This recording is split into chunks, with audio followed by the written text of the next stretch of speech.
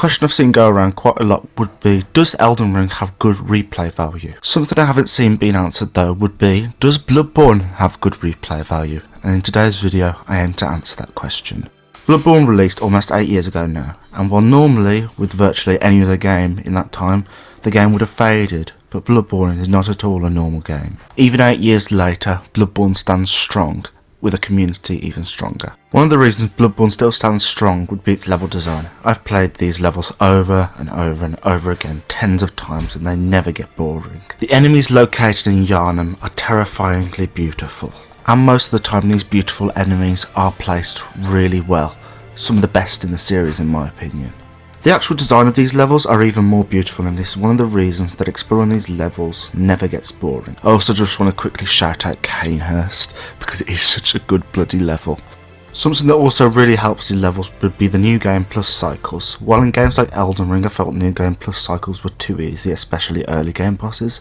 And because of the size of Elden Ring, I really didn't have as much enjoyment as I did in Bloodborne in New Game Plus cycles. New Game Plus cycles, if you didn't know, increase the HP of bosses up to your 7th playthrough, or New Game Plus 6. For the whole level design section, I just want to say that I absolutely love the level designs, and I do think they have very, very good replay value, probably some of the best in the series. Something that in my opinion isn't replayable would be the challenge dungeons, as someone called Maxwell once described them as playing a shittier version of the game with bad level design like it's Team Fortress 2. And I agree, there are some fun parts, it isn't all bad. There are some fun parts like the Almighty Come dungeon, which gives you a shit ton of blood echoes for literally just standing there.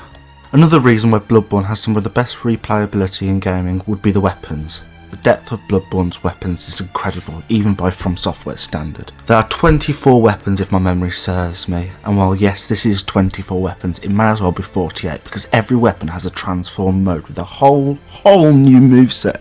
There are also so many attacks and so many ways to use these deadly yet elegant weapons. I mean, look at the blood letter that's on the screen now. Please tell me that is not one of the most awesome weapons that you've ever seen. I'll wait. The builds that accompany these weapons are awesome too. I've recently been messing around with what I call the broccoli build, where you turn your head into a white and blue mushroom broccoli thing, and if you use the parasite of Kos, which you get from killing the orphan of Kos's shadow, you get tentacles. Using all this you can turn yourself into an all-powerful hentai monster, and that's only scratching the surface. Please tell me what other game lets you do that. I'll wait. I'm still waiting. Something that affects the replay value in my opinion would be blood vials. Now before the angry comments come, please listen to what I have to say. Blood vials aren't bad, it's how you get them that's not good. Like in Demon Souls and to an extent Dark Souls 2, to get blood vials you have to farm or buy them. This can be really frustrating, especially in early game. You've spent every single blood vial on a boss, not a drop left, and now, disheartened already from the fight, you have to tediously go farm. And while this isn't that big of an issue late game, and in the later New Game Plus cycles, for a fresh new game, for fresh new players, this can probably be very disheartening. And most of those fresh players would probably quit not knowing that such a great and amazing game lied only a few hours away. Something that probably happens a lot more than people think. Virtually every boss in Bloodborne is masterfully crafted with precision. Bosses are very, very important to the discussion of replay value. Bosses are at the centre of every one of Fromsoftware's games, and Bloodborne has some of the best, like Lady Maria of the Astral Clock Tower, Ludwig, and so many more. The only thing I don't like about the bosses is how far into the game the best bosses are, which does affect the replay value, but there are still plenty of bosses early game that are amazing. Like the Cleric Beast and Father Gascoigne, those are just some examples, but there are still really good bosses in the early game.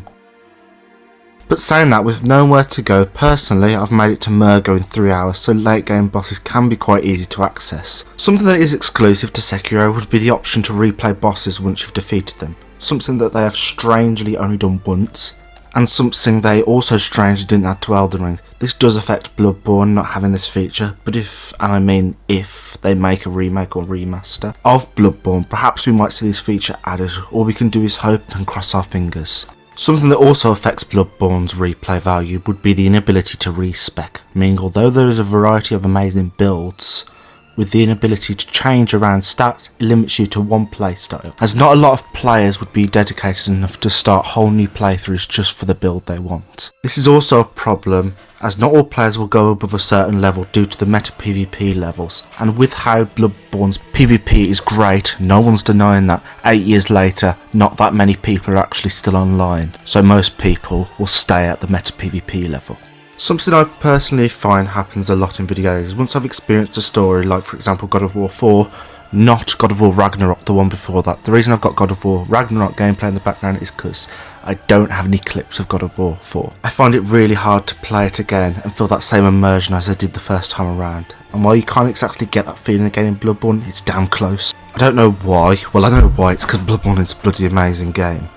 I can experience the same Lovecraftian plague narrative over and over again, but it never gets old. The more I play actually, the more I love it even more. It adds so much to Bloodborne, and I've loved every second I walk through the blood-soaked city of Yharnam. Something that can affect Bloodborne's replay value at times would be the capped 30 frames per second and the minor frame rate decreases. While this isn't that big of an issue, it can sometimes affect the gameplay, and it doesn't feel as clean as it could do. Not necessarily a major thing, but it is something I thought I'd mention. The next point is about something that we briefly mentioned earlier. The world. Bloodborne's world is beautiful. There's no one that's questioning that. Bloodborne's world is also very, very interconnected. Cathedral Ward is one of the starting areas, but it's a massive loop-de-loop that connects everything. It's basically a second hub area, the first being the Hunter's Dream, which is also an amazing area that's full of mystery and intrigue. You find yourself back at a place you were 15 hours ago, unlocking shortcuts you hadn't even dreamed of. Get it? Because, you know, Hunter's Dream. Okay, you know, I'll stop.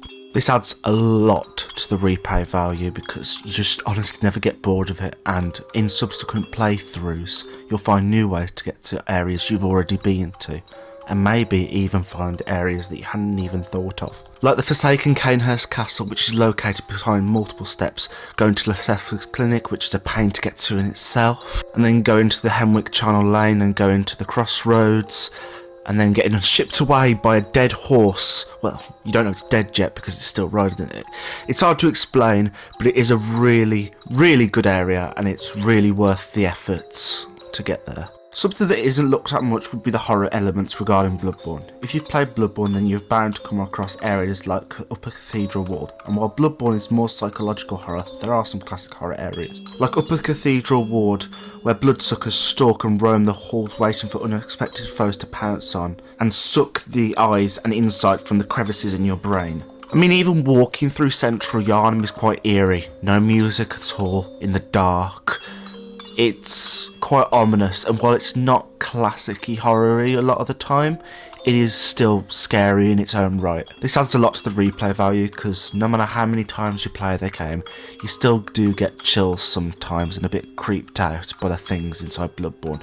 I mean, you turn babies' umbilical cords into sandwiches. I mean, if that's not a little bit on the weird side of things, I don't know what is. Another good point of replay value would be the endings. Now, spoilers ahead if you haven't played Bloodborne, but I would hope that if you're watching this video you have finished the game. There are 3 endings inside of Bloodborne, and if you don't save scum the game, it will take you 3 playthroughs to get, and a lot of steps in between. One of these endings, specifically the secret ending, requires you to eat 3 children of the Great One's umbilical cords. The sky is really the limit.